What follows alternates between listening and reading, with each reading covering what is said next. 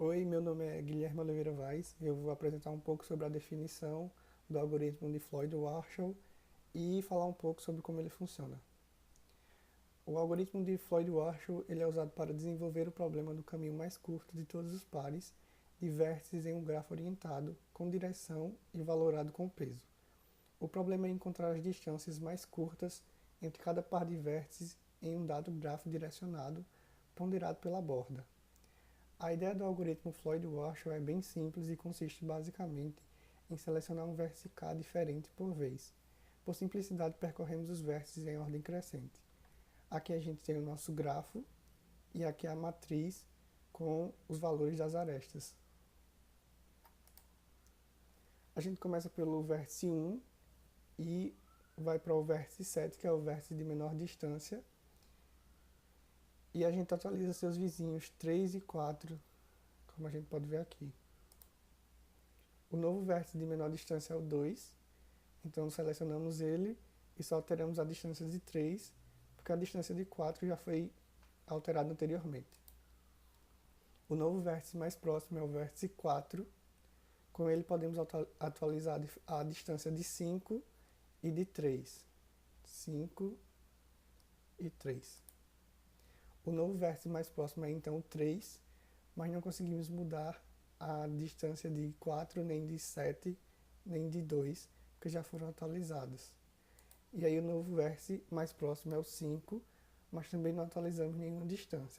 Como podem ver, não iremos acessar o 6, apesar dele não ter sido acessado ainda. Isso acontece porque sua distância é inalcançável, como se pode ver aqui. O que significa que não existe caminho do vértice 1 ao vértice 6. Oi, meu nome é Vinícius Alves e irei demonstrar como o nosso algoritmo funciona através desse exemplo. Para isso, temos vértices representados pelos números de 1 a 4, temos retas direcionais com sentido único, que são representadas por essas setas aqui, e esses valores em vermelho representam os custos. Como, por exemplo, se eu for do 1 para o 2, eu tenho um custo 1. Se eu for do 1 para o 4, eu tenho um custo 8. Podemos ainda perceber que do 1 para o 3, por exemplo, não temos uma reta ligando diretamente do 1 para o 3. Temos do 3 para o 1, mas não do 1 para o 3. E para isso, devemos escolher o melhor caminho para chegar até o 3. Esses caminhos poderiam ser: posso passar do 1 para o 2 e do 2 para o 3, de 1 para o 4, do 4 para o 2 e do 2 para o 3, ou 1, 4 e 3. Claro, o melhor caminho que devemos escolher é o caminho o qual nós gastaremos menos, ou seja, tenhamos menos custo computacional. O nosso algoritmo ele faz isso. Ele busca sempre o caminho com menos custo computacional. No caso, podemos ver que é esse que vai do 1 para o 4 e do 4 para o 3, pois ele gasta 9, ao contrário desse da direita que gasta 10. Mas como o nosso algoritmo faz isso? Para melhor ilustrar, nós criamos essa tabela à direita, a qual os números que já estão escritos nela representam os vértices e essas intersecções elas representam a ligação, o caminho, menor custo computacional até esse caminho, certo? Então, por exemplo, do 1 para o 2, temos um custo 1. Do 2 para o 3, temos um custo 9, certo? O primeiro passo, ele é mais conceitual.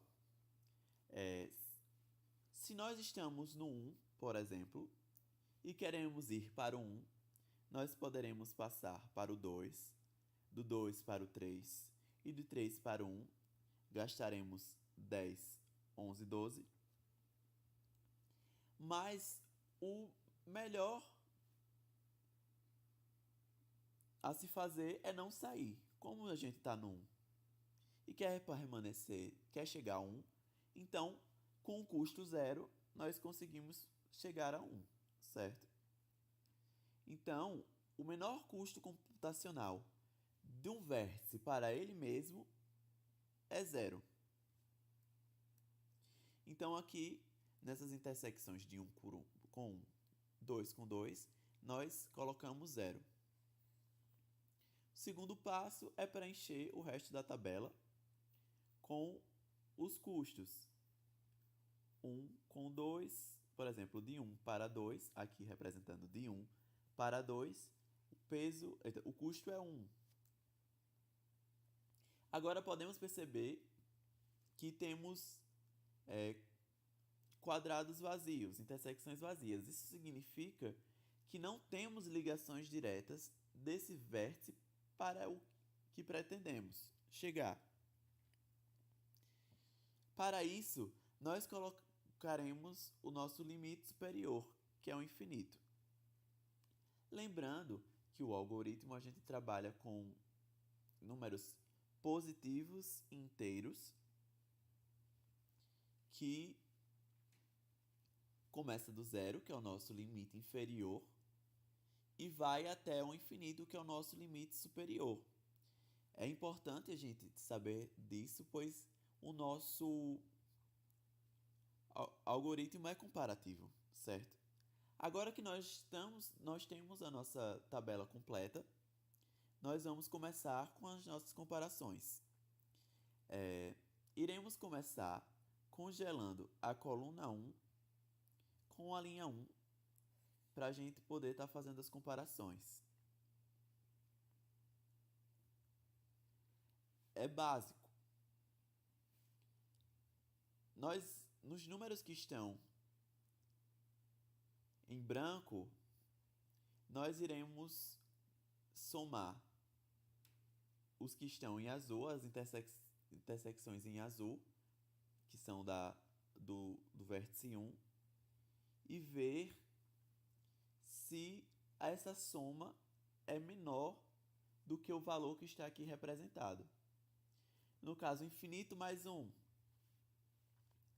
É impossível que um valor que seja infinito seja menor do que um valor que possa estar escrito aqui.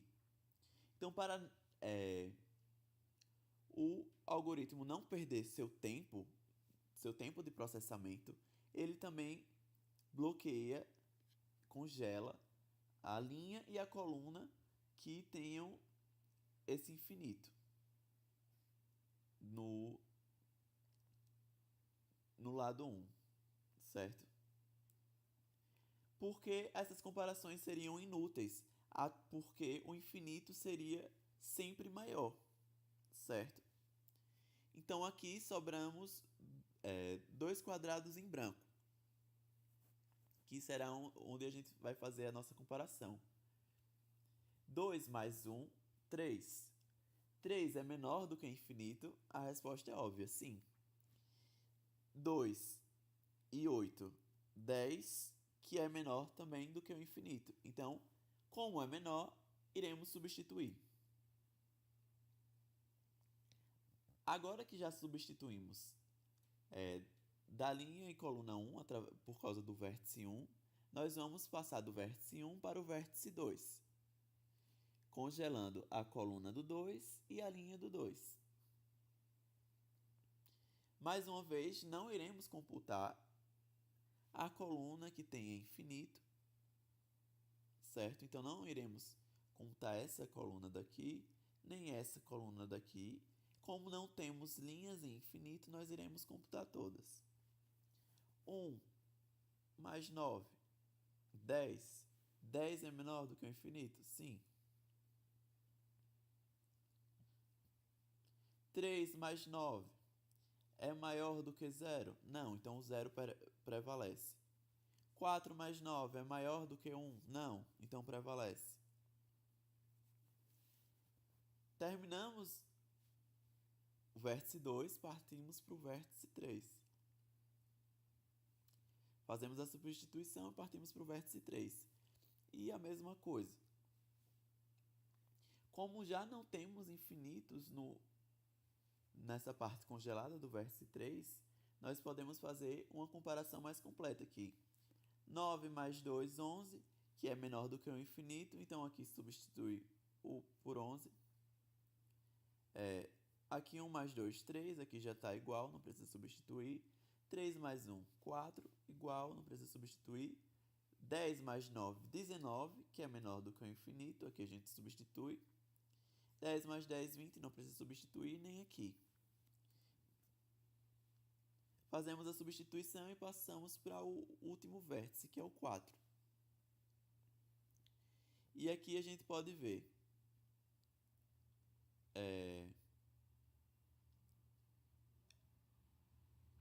8 mais 1, 9. Aqui é 10, nós podemos fazer a substituição.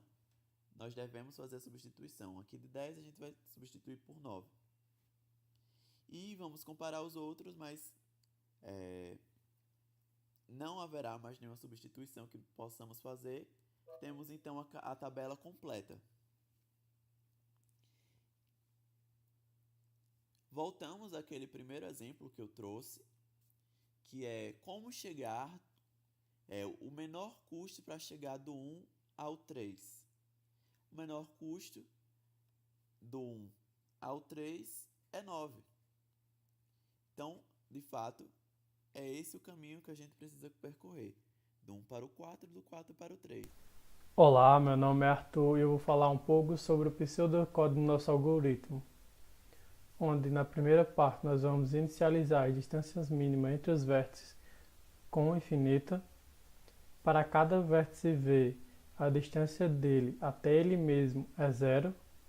Por isso que nessa nossa matriz, a distância de um vértice até ele mesmo vai ser sempre 0. Depois, para cada aresta UV, a distância de UV é igual ao peso de UV. E nessa sequência de for, o K significa o número de interações e o I e o J vão fazer com que percorra toda a matriz. E sempre verificando essa condição, que se a distância do vértice I até o vértice J for maior do que a distância de I até J, tendo K como vértice intermediário, então a distância do vértice I até o vértice J vai ser a distância de I até a distância de J, tendo K como intermediário. E essa é a complexidade do nosso algoritmo, sendo n sobre 3, onde n é a quantidade de vértices do gráfico. Nessa parte nós vamos falar sobre alguns artigos que utilizam o algoritmo de Floyd-Warshall. O primeiro diz respeito à comparação entre a computação serial e a computação paralela, utilizando GPUs da NVIDIA, onde o papel do algoritmo foi encontrar a menor distância entre dois gráficos. O segundo é sobre uma mesclagem entre o algoritmo de Floyd-Warshall e a aprendizagem por reforço, onde o algoritmo resultante mostrou uma característica de calcular um caminho entre dois estados com otimidade. O terceiro é a possibilidade de comparar dois programas de datalogia utilizando como regra única o algoritmo de Floyd-Warshall. E as referências estão na descrição.